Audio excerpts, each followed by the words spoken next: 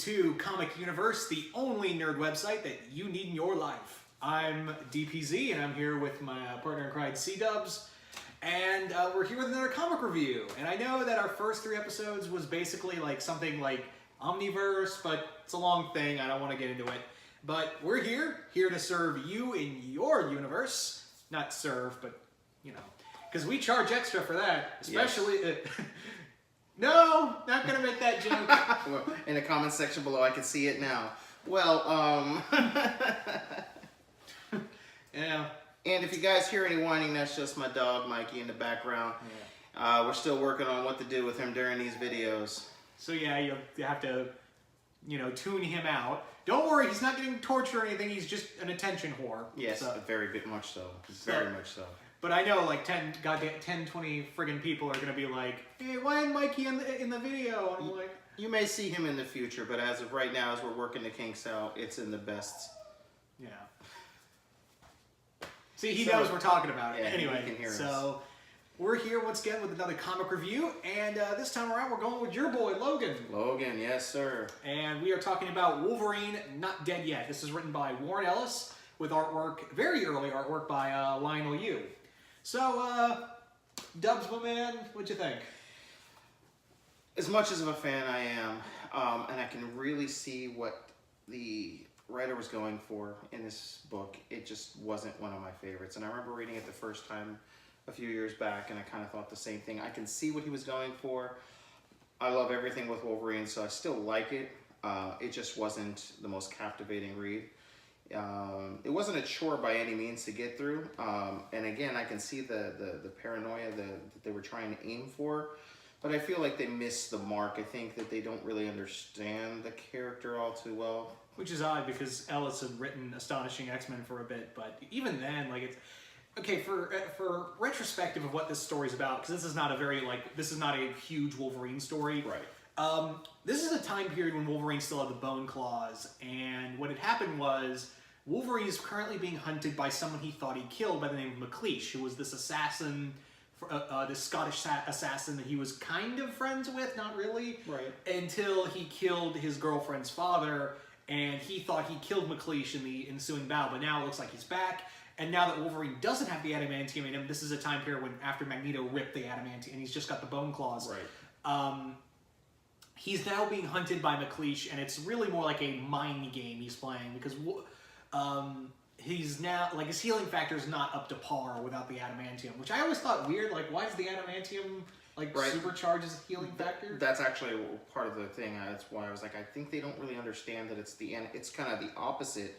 His healing factor is not as good because of the adamantium, because it's always fighting off that poison, if you will, is how most people have taken it. And kind of the reason why, you know, Deadpool's powers are so much greater, because even though they stem from Wolverine, he doesn't have to battle adamantium poison. He's battling a cancer. Well, yeah. Clearly the adamantium poisoning is a lot worse, though. So, no, but really the book itself it does a decent enough job.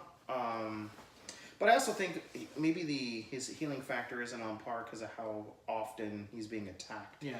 But the other thing is that it's adamantium level weapons that he's being bombarded with. Correct. Yes, that too. He is being bombarded left and right. That and explosions and things to that nature. But it's just, I think, again, it's the little nuances that I think that could have taken his story over the top that they may have missed out. Like, they didn't really explain, again, the adamantium weapons or anything. It wasn't the focal point of it all. It was just happening all to him, all, you know, back to back. Within the story, essentially, the plan that's mapped out is that they're going to attack Logan 10 years after he thought he's killed this guy, and then it's just attack after attack after attack after attack, leading him to the main bad guy, if you will, like a game, like a chess game. But in the whole time, you know, Wolverine is getting hit by cars and explosions and being shot and all of the above, and then all of a sudden, you know, his healing factor's trying to catch up, and then at the end game, you know, I'll let you take that, but at the end game, he just not up to par, if you will. Yeah. So you and I are not big on the bone claws. No. But I, like, with the bone claws, I kind of dig them at a point where, you know, you got a more feral, like, early day Wolverine. Like, that's when I dig it, like, obviously with Origin and all that. And here, I'm just kind of like, eh. But it may, like, the Lionel Yu's artwork it illustrates, and this is again, and we'll get to the artwork a little more, but the at least with the bone claws in here and how they all look like jagged and stuff. Like it clearly looks like it hurts more than the adamantium coming out of him. For sure, which is odd in itself to say that too. But yeah, no, definitely it does. The aesthetics of them look, in my opinion, have always looked awesome. You know, the bone claws coming out, even in like the Capcom video game, Capcom versus Marvel 2, where he has the bone claws. They always looked cool, but again, he's not at his best until he has the adamantium in him. Yeah. I guess we'll talk about Lionel Yu's artwork, and I like Lionel Yu. I mean, he's not like 100% all the goddamn time, but the thing is with here is that it's kind of a problem I've had with, and this is early 2000s, late 90s, early 2000s with Marvel on a whole, is that everything looks like all plastic and action figure-y. And I know this is an action kind of comic, but on the other hand, it just looks like everything's like it looks like a toy magazine. And that was a problem they had with X-Men and a lot of other Marvel comics coming out at the time. Well, it is a curse of that era, if you will. I myself, you know, being born in the 80s, really raised in the 90s, like 90s comics was what I really got into. So I don't hate it as much as the next person, but I understand where you're coming from. But again, like you had mentioned, this is like an action set piece. There's really, the story is the action, if you will. There's really not much more to it other than a story of revenge, if you will. But it's just about in your face, in your face, in your face, in your face.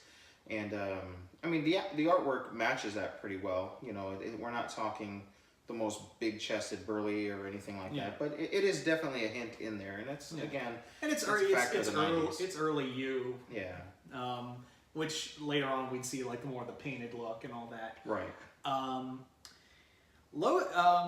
McLeish, the villain in here, is kind of interesting because he's not like a typical Wolverine villain in that, you know, he can heal and all. He can't take on Wolverine head on, so he has to like psychologically get in there. And I like that he's a different kind of Wolverine villain, you know, that he's really playing like a big mind game with him.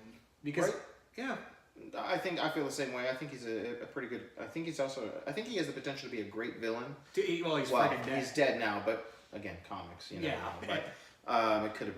Who knows? But he has the potential to be much more than a one-off, if you will. Yeah. But I think just because the potential's there, and I feel they didn't meet that potential. But I definitely see like he's not a physical match to Wolverine. Not many people are. So he definitely has to come at him in a different angle, and he's not like a super-powered being, or he doesn't have any abilities or anything. It's just basically a human deciding, I want to kill someone who's unkillable. Go. And that's like a villain we don't see a lot with Wolverine, is that a lot of his villains are physical, and a lot of them are smart, but they're more like, they can take him on a physical level more so. But McLeish and some villains are different, where he doesn't have any powers, he's just a really good assassin. And to have Wolverine do that, and we don't have a lot of villains that can just take on, because Wolverine, he's smart, but he's not like a really big thinker. He's more of a stab than think. Yeah, he more action than thought. Yeah. Unless he has to, or unless it calls for like military strategy, I'm right there with you. He's like, because when you're almost indestructible, you know, and you can't die, it kind of becomes second nature to kind of be gun-ho and run into the situation. So. And there is like you said, there is your favorite image of Wolverine on the motorcycle just getting shot to pieces. I mean, there's actually a few pages in there, a few panels, if you will, that are iconic in the realm of Wolverine, if you will.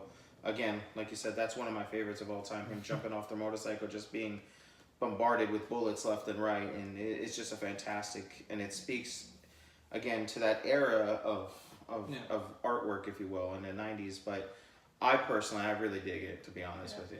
I forgot to mention that McLeish does show up again in comics, but not resurrected. He shows up in the beginning of the Jason Aaron run of Wolverine in Hell. There's a brief moment where you see him shooting Wolverine while he's fighting just wave after wave of...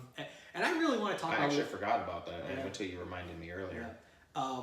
We really need to talk about... I really dig Wolverine in Hell and a lot of the Jason Aaron run, and we'll probably do that sometime. Absolutely. But yeah, he shows up briefly, and again, like C said, is that he'll probably show up again in comics, or because they do mention he had a son, right? So there you go. Always drop out. Yeah. Yeah.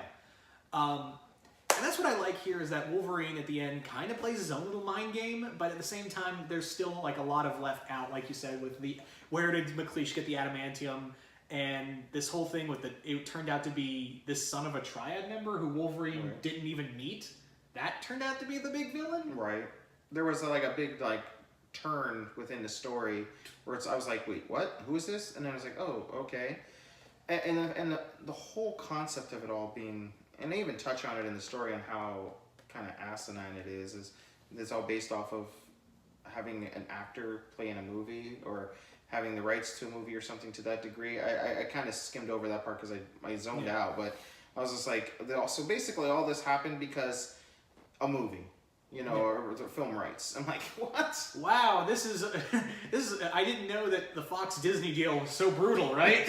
Could you imagine? Oh man, we're talking $50 billion here. Imagine the amount of people be killed over that. Oh man, poor Fox. Oh god. But yeah, I get there is some good action in here, but like I said, it just leaves a lot to be desired, and it's not a long comic, and I guess it would be for like major Wolverine fans. If you're just getting into Wolverine, I would not recommend this get into. And even as a Warren Ellis fan, this is not like the best of his work. If you want to talk about good Warren Ellis Marvel stuff, of course, Iron Man Extremist and. I'm trying to think of another one because he's done other. I'm trying to remember what else he's done that was really good for Marvel, but the one that really sticks out right now is Extremist. For Iron Man, and his Iron Man run's pretty good on a whole. So I'd say start there if you want to read Warren Ellis Marvel. I would agree. But basically, my last thoughts really on this particular read is that if you're diehard, like he said, I would definitely jump into it. As a diehard fan, is my all-time favorite. I enjoyed it. I just really can see the potential of this story and the characters within it and how amazing it could have been, and it really does just miss the mark. And sometimes that's worse than just something sucking, because if something's just bad, it's just bad and you know why. But when something is just like, it's got me, I'm reading, I'm interested, but when you walk out of a film or something like that, it's like, man, it wasn't good, but it wasn't what I wanted, or like today's day and age when we're all theorizing about Star Wars, but then we get something else and we're just left empty. That's kind of how I felt after reading. It's like, man, I saw what you were going for, but you just missed it. But yeah.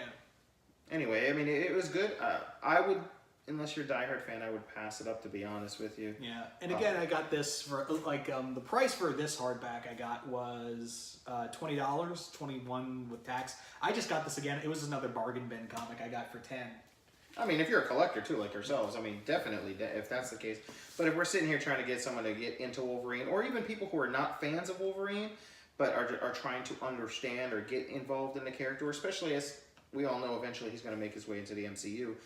For anyone out there who may come back to this video, there are definitely better stories out there and better interpretations of the character and better understandings of the character than this particular run, if you will, or this trade. But I mean, it's not bad. But if you're someone that loves action, you want just like a mindless action 80s or 90s film type movie or book, this is definitely up your alley then. Yeah. So that's pretty much all we have to say about Wolverine Not Dead Yet. Coming next week when we talk about finally some Batman with Batman Son of the Demon, or as Damian Wayne calls it, How I Met Your Mother. So until next time, don't forget to like, share, and subscribe.